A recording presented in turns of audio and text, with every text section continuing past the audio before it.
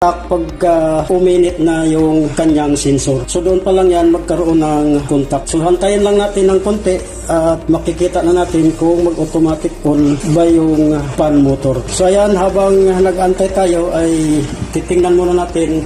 Ang ginamit ko dito ay kawali. So ayan po, antabayanan lang natin ng konti. At ayan po, nakita niyo na gumana yung cooling fan motor. Ngayon, dahil gumana na yan, tatanggalin ko na po dito.